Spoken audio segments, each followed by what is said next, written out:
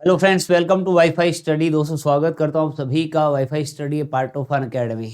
Good evening guys, क्या हाल चाल आप सभी लोगों के। दोस्तों, उम्मीद करता हूँ कि बहुत अच्छे होंगे, शानदार होंगे, ज़बरदस्त होंगे और आपकी तैयारी जो है ये भी मेरे प्यारे मित्रों बहुत ही अच्छी चल रही होगी। जल्दी से जल्दी एक बार सेशन को शेयर कर दीजिएगा। उसके बाद आज के इस महत्वपूर्ण सेशन की चर्चा को हम दोस्तों प्रारंभ करने जा रहे हैं। मेरे प्यारे मित्रों, एक बार सेशन को शेयर कर दीजिएगा और आप लोगों की बहुत ही बेहतरीन तैयारी मेरे प्यारे दोस्तों चल रही होगी। मेरी क्लास भी हो रही है, हिंदी की क्लास भी आपकी हो रही है और हर सर के द्वारा इंग्लिश की क्लास भी आपकी करवाई जा रही है। जल्दी से जल्दी आपका ये वाला सिलेबस हाईकोर्ट एलडीसी के लिए जो बैच हमारा ये चल रहा है कंप्लीट करवा दिया जाएगा, ताकि आने वाले आपके एग्जाम में आपको सफलता अवश्य प्राप्त हो सकेगी। साथ ही साथ मेरे प्यारे मित्रों, मैं आपको बता देना चाहता हूँ, अन अकेडमी लर्निंग ऐप पर अगर आप ज्वाइन करना चाहते हैं हाईकोर्ट एलडीसी का जो बैच चल रहा है, इसके लिए अन अकेडमी लर्निंग ऐप आप लोगों को डाउनलोड करना पड़ेगा। यहाँ पर आरपीएससी कैटेगरी आपसे पूछेगा, सेलेक्ट योर गोल, तब आप आरपीएससी कैटेगरी सेलेक्ट करेंगे। फिर अगर आप एलडीसी के लिए तैयारी करना चाहते हैं तो 6 महीने का कोर्स आप यहाँ पर ले सकते हैं। रेफरल कोड मेरा ये रहेगा प्रवीण11। इसको आप अप्लाई कर देंगे, 10% का डिस्काउंट आप लोगों को मिल जाएगा। ना केवल मेरी क्लासेस मिलेंगी बल्कि जितने भी आरपीएससी कैटेगरी में एजुकेटर उनकी सबकी क्लासेस आपको एक सिंगल सब्सक्रिप्शन में देखने को मेरे प्यारे दोस्तों मिल जाएगी। साथ ही साथ अन अकेडमी लर्निंग ऐप पर आप यहाँ पर मुझे फॉलो भी अवश्य कीजिएगा। प्रवीण कुमार के नाम से सर्च कीजिएगा। जैसे ही आप मुझे सर्च करेंगे मेरा प्रोफाइल दिख जाएगा, यहाँ आप मुझे फॉलो कर लेना, ताकि मेरे द्वारा जो भी स्पेशल क्लासेस लगाई जाती हैं उनका नोटिफिकेशन भी आप लोगों को मिल सकेगा। आपको पता होगा शाम को 5 बजे अपनी स्पेशल क्लास रहती है अन अकेडमी लर्निंग ऐप पर, जिसमें राजस्थान आर्ट एंड कल्चर वाला पार्ट मेरे द्वारा यहाँ पर करवाया जा रहा है और भी स्पेशल क्लासेस आपके लिए लगाई जाती हैं। ये स्पेशल क्लासेस आपके लिए बिल्कुल फ्री होने वाली हैं, फ्री भी बिल्कुल फ्री होती हैं और ये आपके पास में सेव भी रहती हैं, कभी भी आप इनको देख सकते हैं। तो अगर आप अन अकेडमी पर सब्सक्रिप्शन लेना चाहते हैं, रेफरल कोड प्रवीण11 अप्लाई कीजिएगा, 10% का डिस्काउंट मेरे प्यारे दोस्तों आप लोगों को मिल जाएगा। अब देखिएगा, चर्चा को हम आगे बढ़ाते हैं। मेवाड़ के इतिहास की बात चल रही थी मेरे दोस्तों। जी बिल्कुल, पिछला सेशन जो हमारा रहा उसमें बप्पा रावल, जिनका दूसरा नाम वास्तविक नाम कालभोज भी आता है, उनके बारे में हमने चर्चा की, जिन्होंने नागदा को अपनी राजधानी बनाया था। कैलाशपुरी नागदा में एक लिंगनाथ जी के मंदिर का निर्माण करवाया था और मेवाड़ में मुद्रा प्रणाली की शुरुआत उन्होंने की थी। फिर अलटियालू रावल, जिन्होंने आहड़ को अपनी राजधानी बनाया और साथ ही साथ आहड़ में वराह मंदिर का निर्माण करवाया और मेवाड़ में नौकरशाही का प्रचलन उनके द्वारा प्रारंभ किया गया था।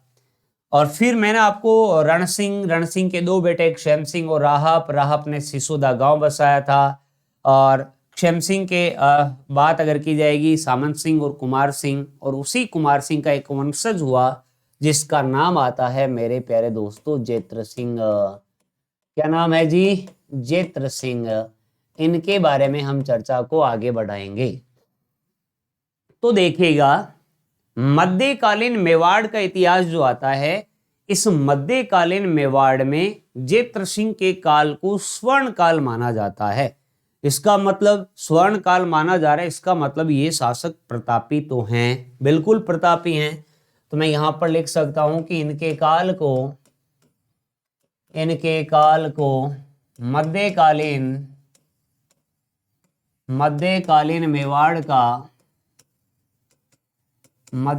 मेवाड़ का स्वर्ण काल माना जाता है। मध्यकालीन मेवाड़ का स्वर्ण काल माना जाता है। और दूसरी बात मैंने आपको ये बताई है कि इनके समकालीन दिल्ली सल्तनत का जो शासक आता है उसका नाम क्या था जी? समकालीन दिल्ली सल्तनत का शासक जो है, दिल्ली सल्तनत का शासक मैंने आपको बताया क्या नाम है जी? इल्तुतमिश।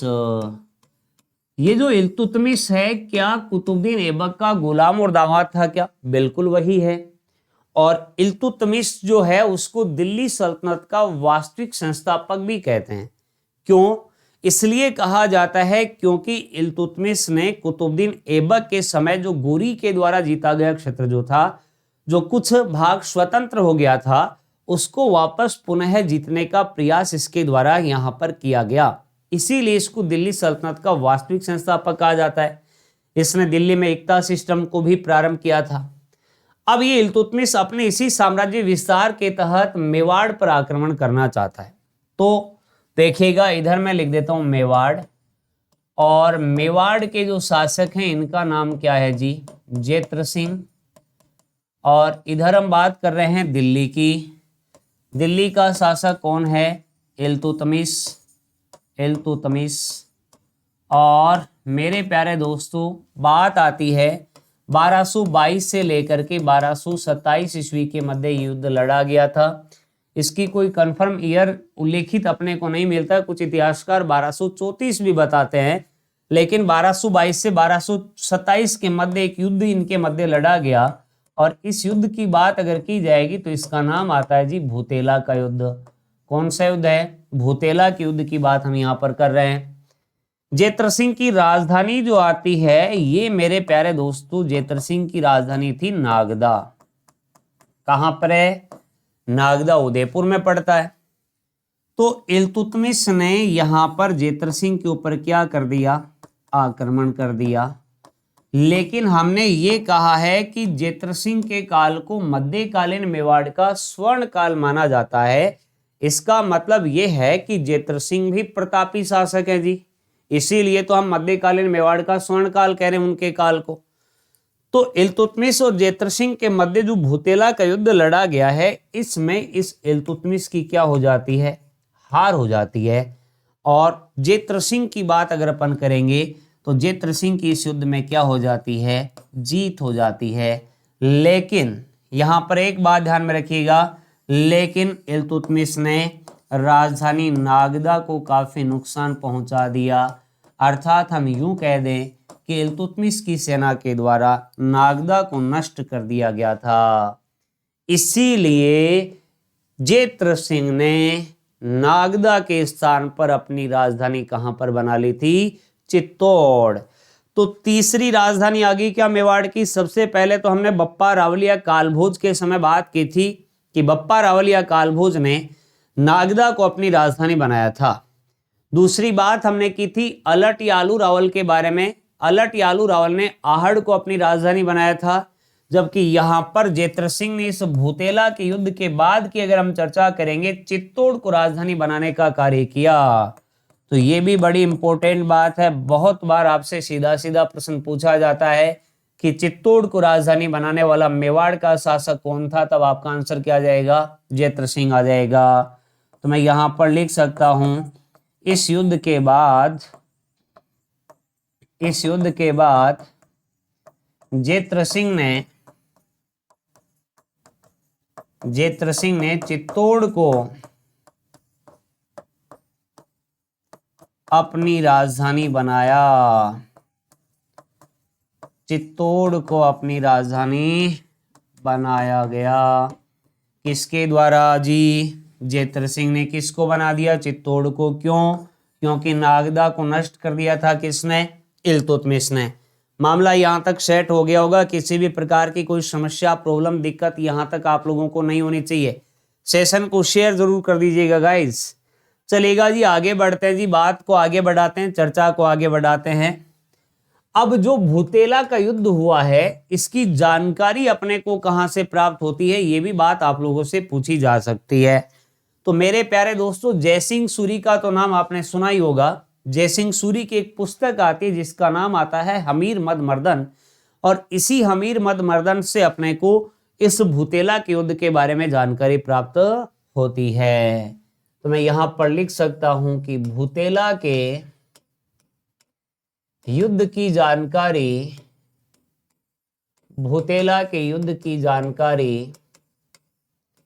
जयसिंह सूरी की पुस्तक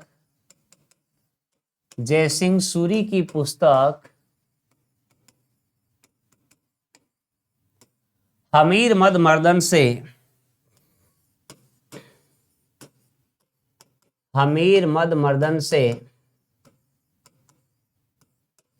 प्राप्त होती है। जयसिंह सूरी की पुस्तक हमीर मद मर्दन से अपने को, मेरे प्यारे दोस्तों, इस भूतेला के युद्ध की जानकारी प्राप्त होती है। तो ये सारी महत्वपूर्ण बातें मेवाड़ के शासक जेत्र सिंह के लिए मैंने आपको बताई हैं। इनके लिए जो भी इंपॉर्टेंट बात है आप याद जरूर रखिएगा। भूतेला के युद्ध की बात आती है, जिसमें इल्तुतमिश की हार हुई। मध्यकालीन मेवाड़ का स्वर्ण काल जेतर सिंह के काल को कहा गया और राजधानी इन्होंने कहां पर बना दी? चित्तौड़ बना दी। आगे बढ़ते हैं जी, बात को आगे बढ़ाते हैं। जेतर सिंह के बाद में जो मेवाड़ के शासक आते हैं उनके बारे में चर्चा करते हैं। तो जेतर सिंह के बाद में जो शासक हुए इनका नाम आता है मेरे प्यारे दोस्तों क्या? तेज सिंह।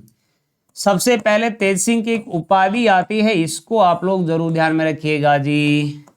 ये क्या है? उमापति वारलब्ध। अरे कौन सी उपाधि है? उमापति वारलब्ध। किसकी उपाधि है जी?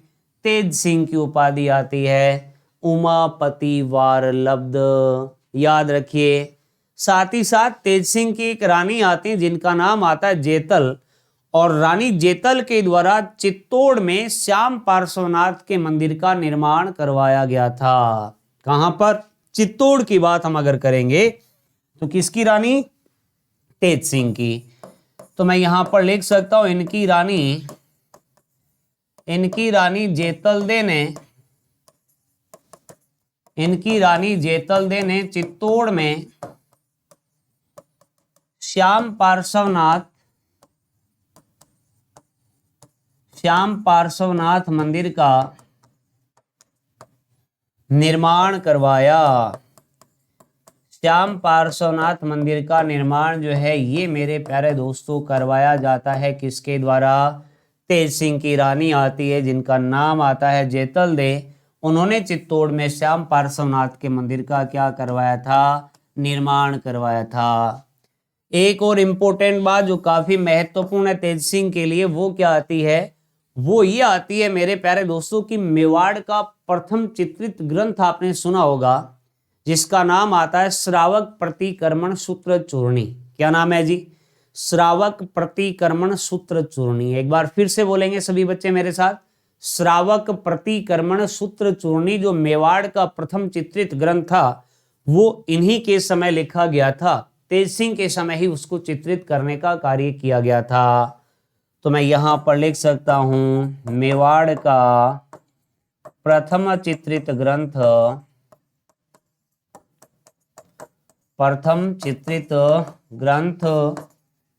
जिसका नाम क्या बताया मैंने? श्रावक प्रतिक्रमण सूत्र चूर्णी इन्हीं के समय लिखा गया। किसके समय लिखा गया जी?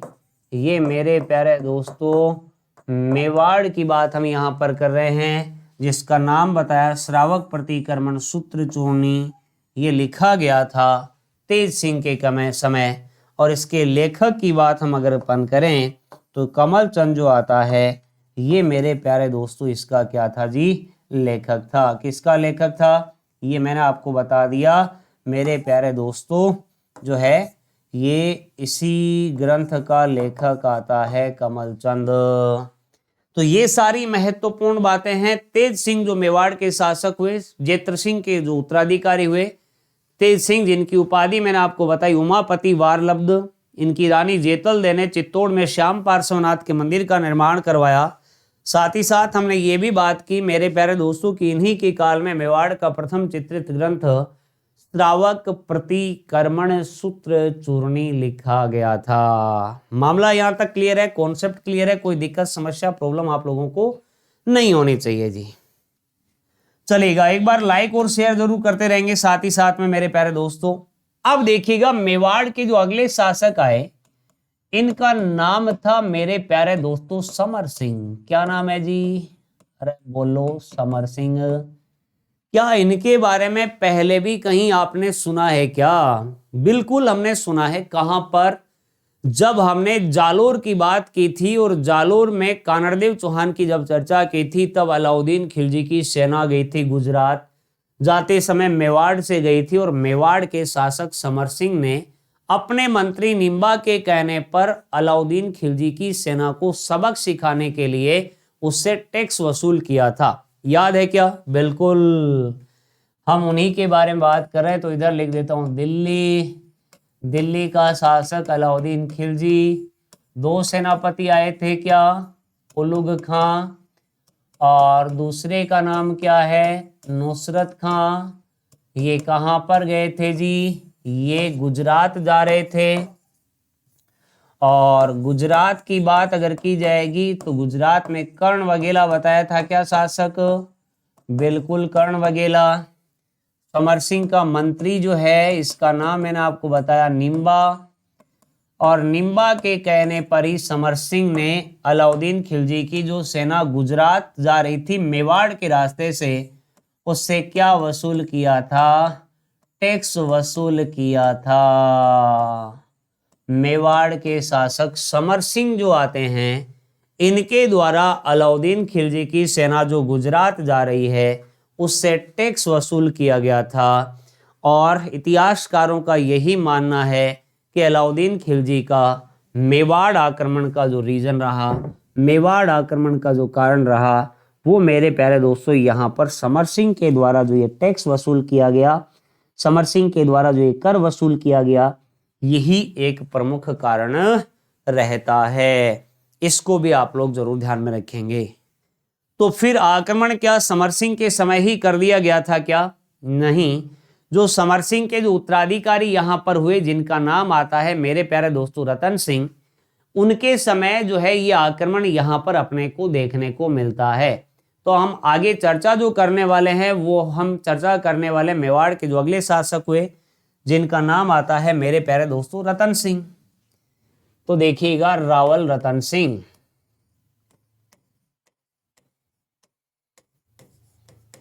और 1302 ईस्वी से लेकर के 1303 ईस्वी तक इनके द्वारा शासन यहाँ पर किया गया था। कुछ इतिहासकार 1301 से 1303 यहाँ पर बताते हैं। अब देखिएगा मेरे प्यारे दोस्तों, इनकी बात अगर अपन करेंगे, रावल रतन सिंह जो आते हैं, इनके एक भाई थे जिनका नाम आता है कुंभकर्ण। क्या नाम बताया मैंने? रावल रतन सिंह जो है, इनके भाई आते हैं जिनका नाम आता है कुंभकर्ण, और इन्होंने नेपाल में राणा शाही शाखा की स्थापना की थी। इस बात को आप लोग ध्यान में रखिएगा। और एक और इंपॉर्टेंट बात आती है मेरे प्यारे दोस्तों कि इन्हीं के समय अलाउद्दीन खिलजी ने आक्रमण किया, तो उसके पीछे कारण क्या रहे वो भी हमें जानने पड़ेंगे। अलाउद्दीन खिलजी के चित्तौड़ आक्रमण के कारण अगर हम देखें तो क्या रीजन ऐसे रहे जिसकी वजह से अलाउद्दीन खिलजी ने चित्तौड़ पर आक्रमण किया? तो एक तो हम ये कह सकते हैं कि अलाउद्दीन खिलजी जो था उसकी मेरे प्यारे दोस्तों साम्राज्यवादी नीति रही, जो हमने जालोर और रणथंबोर के समय भी बात की थी। अर्थात अलाउद्दीन खिलजी अपने साम्राज्य का क्या करना चाहता था? विस्तार करना चाहता था।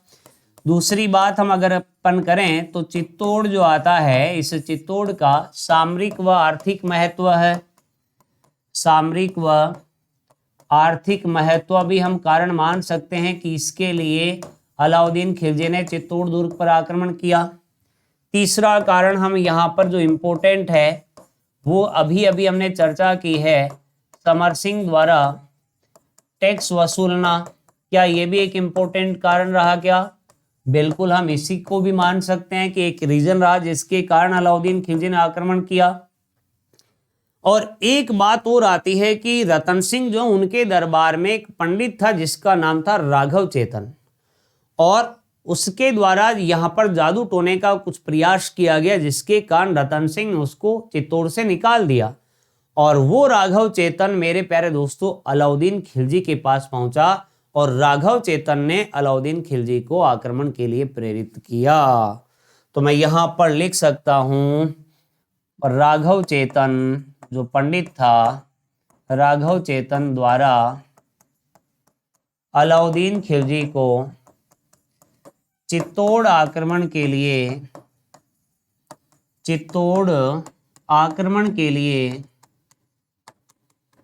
प्रेरित करना। तो ये भी एक रीजन रहता है जिसके कारण मेरे प्यारे दोस्तों अलाउद्दीन खिलजी के द्वारा जो है 1303 ईस्वी में चित्तौड़ दुर्ग पर क्या किया जाता है, आक्रमण किया जाता है। तो ये मैंने आपको अलाउद्दीन खिलजी के द्वारा जो चित्तौड़ पर आक्रमण किया गया उसके पीछे रीजन क्या रहा, उसके पीछे कारण क्या रहा, उनके बारे में हमने यहाँ तक चर्चा की है। बिल्कुल कॉन्सेप्ट क्लियर हो गया होगा। तो देखिएगा जी, बात आती है मेरे प्यारे दोस्तों 1303 ईस्वी की अगर हम चर्चा करें तो 1303 ईस्वी में वही दिल्ली का शासक अलाउद्दीन खिलजी है। और इधर मेवाड़ की बात हम अगर करेंगे तो मेवाड़ में चित्तौड़ की बात हो रही है। यहाँ पर जो शासक है इनका नाम है रावल रतन सिंह। और रावल रतन सिंह जी के यहाँ पर दो सेनापति हैं, एक का नाम है गोरा और दूसरे का नाम आता है बादल। क्या नाम है, गोरा व बादल। इनकी रानी की बात अगर की जाएगी तो रानी का नाम आता है रानी पद्मिनी। और 26 बात अगर अपन करेंगे 28 जनवरी 1303 ईस्वी को अलाउद्दीन खिलजी यहाँ से दिल्ली से रवाना हुआ और चित्तौड़ दुर्ग को चारों तरफ ये घेर करके बैठ जाता है। ऐसा कहा जाता है कि लगभग यहाँ पर अगस्त तक इसके द्वारा चित्तौड़ दुर्ग को घेर के रखा गया, जिसके कारण चित्तौड़ दुर्ग में आपके यहाँ पर खाने पीने का जो सामान था उसकी आपूर्ति नहीं हो पा रही थी। इसीलिए रावल रतन सिंह, गोरा और बादल, इनके नेतृत्व में मेरे प्यारे दोस्तों यहाँ पर क्या किया जाता है, केसरिया किया जाता है। अर्थात केसरिया रंग का साफा या बाना बांध करके युद्ध के मैदान में प्रवेश किया जाता है। और रानी पद्मिनी के नेतृत्व में यहाँ पर महिलाओं के द्वारा क्या किया जाता है, जोहर किया जाता है। अर्थात हम ऐसा कह सकते हैं कि यहाँ पर मेरे प्यारे दोस्तों 26 अगस्त 1303 ईस्वी को अलाउद्दीन खिलजी ने चित्तौड़ दुर्ग पर क्या कर लिया, यहाँ पर अधिकार कर लिया। रावल रतन सिंह के नेतृत्व में वीर सैनिक लड़ते हुए वीर गति को प्राप्त हो गए और रानी पद्मिनी के नेतृत्व में महिलाओं के द्वारा यहाँ पर क्या किया जाता है, जोहर किया जाता है। तो मैं यहाँ पर लिख सकता हूं, यह मेवाड़ का प्रथम साका था। मेवाड़ में कुल 3 साके हुए, जिनमें से प्रथम साका किसके समय, रावल रतन सिंह के समय। आक्रमण किसका, अलाउद्दीन खिलजी के द्वारा आक्रमण मेरे प्यारे दोस्तों किया गया था। तो इस प्रकार 1303 ईस्वी में इस रावल वंश का क्या हो जाता है, यहाँ पर अंत हो जाता है। और बाद में 1326 ईस्वी में हमीर सिसोदिया के द्वारा सिसोदिया सत्ता की स्थापना की जाएगी, जिसके बारे में हम अपने अगले सेशन में चर्चा करेंगे। तो उम्मीद करूंगा दोस्तों आज का सेशन आप लोगों को अच्छा लगा होगा। लाइक जरूर कर देना और साथ ही साथ मैं आपको बता देना चाहता हूँ अनअकैडमी लर्निंग ऐप पर आरपीसी सेक्शन जो है, आरपीसी कैटेगरी जो है, यहाँ पर मेरा पटवार के लिए टेस्ट सीरीज और हाईकोर्ट एलडीसी का बैच प्रारंभ होने जा रहा है। जो भी बच्चे ज्वाइन करना चाहते हैं, बेहतरीन तैयारी करना चाहते हैं, रेफरल कोड प्रवीण 11 है, इसको अप्लाई कर देना। 10% का डिस्काउंट आप लोगों को मिल जाएगा। साथ ही साथ अनअकैडमी लर्निंग ऐप पर मेरे द्वारा स्पेशल सेशन भी लगाए जाते हैं विदाउट एनी कॉस्ट, या आप स्पेशल सेशन देख सकते हैं। जैसे 5 बजे अपने आर्ट एंड कल्चर का स्पेशल सेशन रहता है आपके लिए, जरूर देखिएगा। ये वीडियोस भी आपके सेव रहती हैं। और साथ ही साथ अनअकैडमी लर्निंग ऐप पर सब्सक्रिप्शन लेने से सभी एजुकेटर की क्लासेस आपको, सभी कोर्सेज जो इस कैटेगरी में चल रहे हैं वो सब आपको देखने को मिल जाएंगे। रेफरल कोड जरूर ध्यान में रखिएगा, प्रवीण 11 मेरा रेफरल कोड है। तो आज के इस सेशन को लाइक जरूर कर देना, ज़्यादा से ज़्यादा शेयर कर देना। और चैनल पे नए हो, अभी तक आपने इसको सब्सक्राइब नहीं किया है तो वो भी कीजिएगा। बाकी की चर्चा, बाकी की बात हम अगले सेशन में करेंगे। तब तक के लिए bye bye and take care. Thank you so much guys.